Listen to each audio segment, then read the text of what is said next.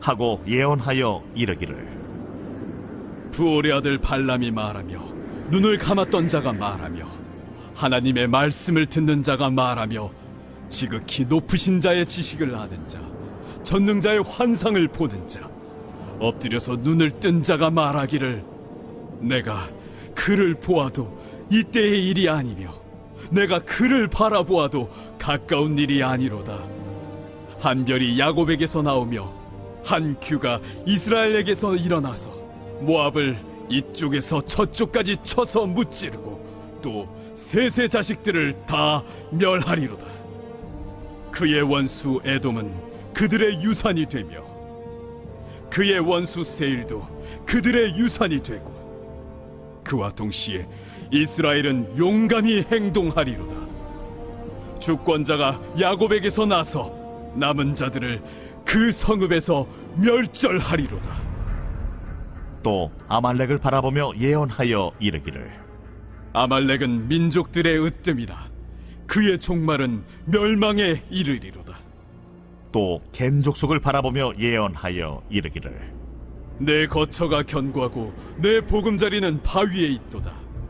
그러나 가인이 쇠약하리니 나중에는 아수르의 포로가 되리로다. 또 예언하여 이르기를 슬프다.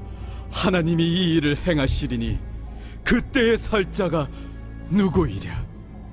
기띔 해변에서 배들이 와서 아수르를 학대하며 에벨을 괴롭힐 것이나 그도 멸망하리로다. 하고 발람이 일어나 자기 곳으로 돌아가고 발락도 자기 길로 갔더라. 이스라엘 백성들이 광야 생활을 끝내고 모압에 도착했을 때 이들이 만나게 된 것은 모압 왕 발락이었습니다.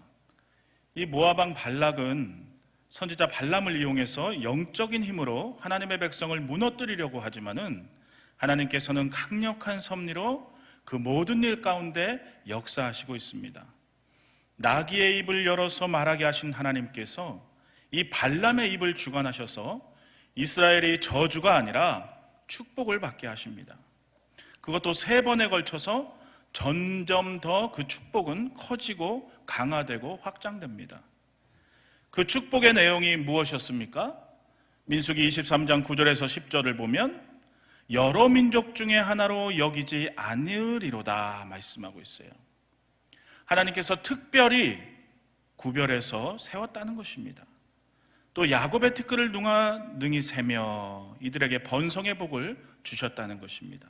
또 민수기 23장 21절에서 22절을 보면 야곱의 허물을 보지 아니하시며 그들의 반역을 보지 아니하시는도다. 하나님이 그들과 함께 계신다 말하고 있어요.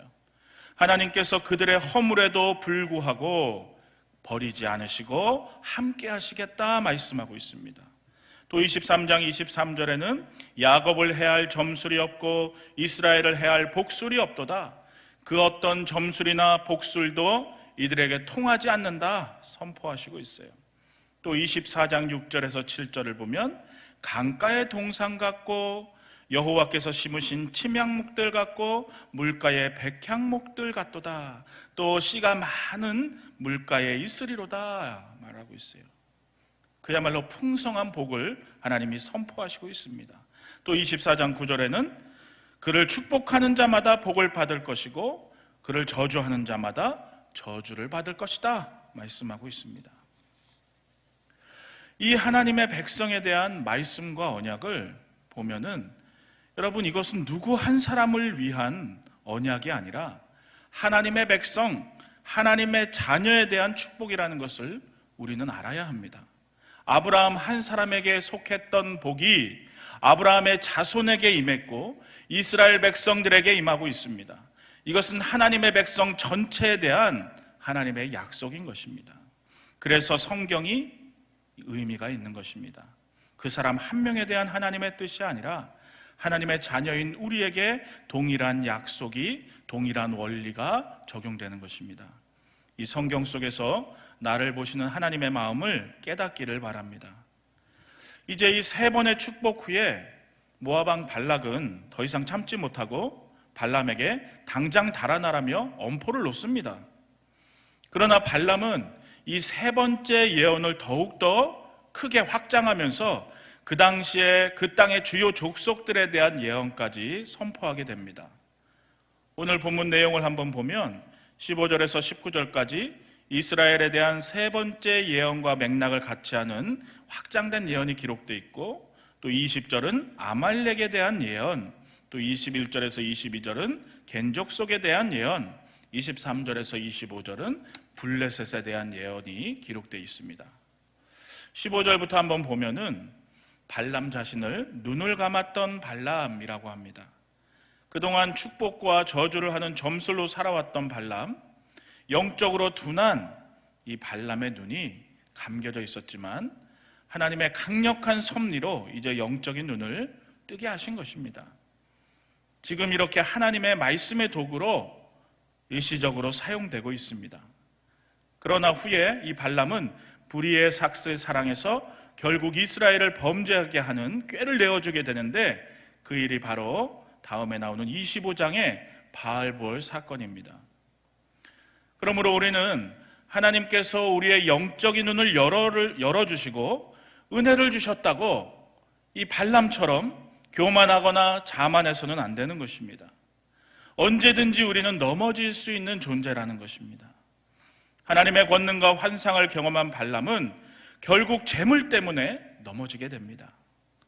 우리는 우리의 연약함을 인정하고 하나님께 항상 겸손하게 그 은혜를 간구해야 하는 것입니다. 여러분, 구원의 문제에 있어서도 마찬가지입니다. 구원도 완성이 아닙니다. 계속해서 우리가 이루어가야 하는 성질이 있는 것입니다. 과거의 믿음이 아니라 오늘 나의 믿음이 중요한 것입니다. 이 믿음이 능히 나를 구원하는 믿음인지 하나님의 뜻대로 행하는 믿음인지 우리는 항상 점검하고 삼가해야 합니다. 참된 믿음은 삶으로, 실천으로 드러나야 할 것입니다. 계속해서 17절을 보면 가까운 일이 아니라 먼 장래의 일이라고 합니다. 한 별과 한 규가 야곱, 이스라엘에게서 나와서 모압을 다 멸한다고 합니다. 이 성경에서 별과 규는 왕권을 상징합니다. 그러니까 이스라엘의 왕이 나와서 모압을 멸망시킬 것이라는 것입니다. 아마 이 모압 왕 발락은 기가 막혔을 것입니다.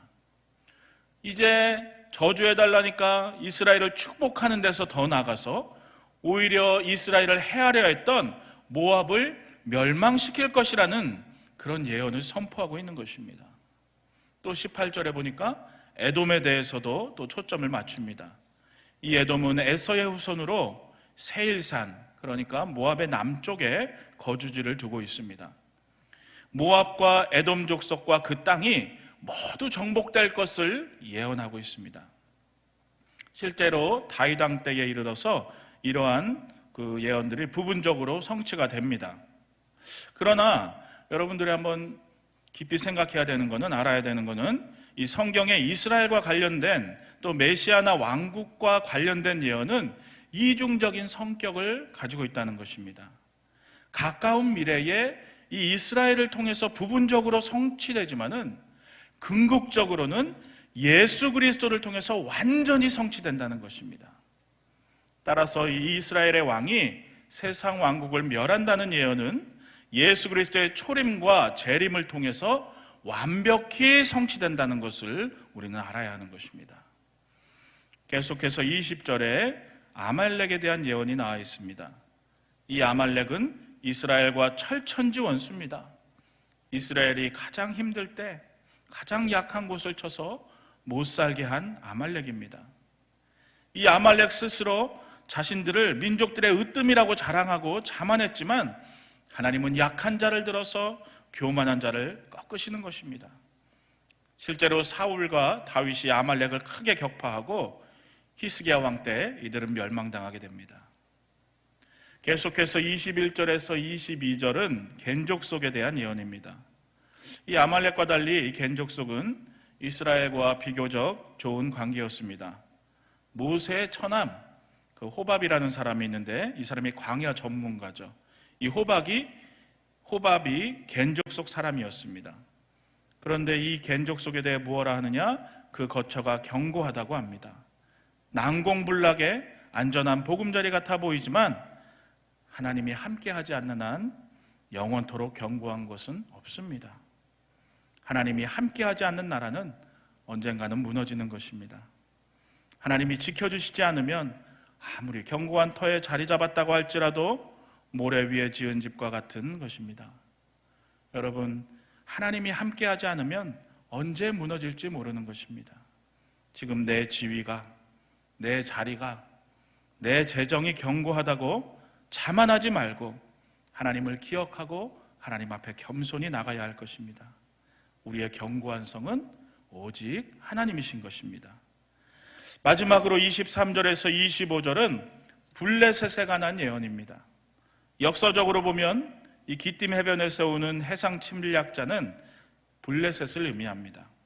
이 블레셋이 아수르와 에벨, 그러니까 메소포타미아를 공격할 것이고 블레셋 또한 멸망한다, 이렇게 예언하고 있습니다. 이 역시 역사적으로 다윗 때의 성취는 됩니다. 오늘 이 예언들을 보면서 하나님께서 모든 왕국들, 모든 나라들에 대해 주권이 있구나, 이것을 우리는 알게 됩니다. 모든 왕국에 대한 주권이 하나님께 속해 있다는 것을 우리는 깨달아야 합니다. 아무리 강대한 왕국도 그 흥망성쇠가 하나님의 손 안에 있는 것입니다. 오늘 말씀을 정리하면서 마칩니다. 우리가 오늘 본문을 보면서 세 가지를 기억하기를 원합니다. 첫째는 하나님께 받은 은혜를 감사하면서 하나님의 뜻대로 행하는 참된 믿음을 가지라는 것입니다. 발람은 비록 하나님의 은혜로 영적인 눈을 떴었지만 결국에는 불의의 삭슬 사랑해서 사악한 길로 가게 됩니다. 우리에게 주신 은혜를 헛되이 해서는 안 될 것입니다. 둘째는 모든 하나님의 말씀은 예언과 성취의 능력이 있다는 것입니다. 마태복음 5장 18절은 진실로 너희에게 이르노니 천지가 없어지기 전에는 율법의 1.1획도 결코 없어지지 아니하고 다 이루리라 말씀하고 있어요. 하나님의 말씀은 1.1획도 없어지지 않고 다 이루어진다는 것입니다. 궁극적으로 우리 주 예수 그리스도 안에서 모든 성경의 말씀은 성취될 것입니다. 셋째로 모든 나라와 민족에 대한 주권이 하나님께 있다는 것입니다. 아무리 강력한 나라도 아무리 강대한 민족도 다 하나님의 통치 아래 있는 것입니다. 전 우주가 하나님의 통치 아래 있는 것입니다. 창조주 하나님의 능력 아래에 있는 것입니다. 이 하나님께서 우리의 아버지가 되어주십니다. 여러분, 오늘도 하나님의 자녀로서 담대하게 나아가시고 승리하는 삶을 이루시는 저와 여러분 되시기를 축원합니다.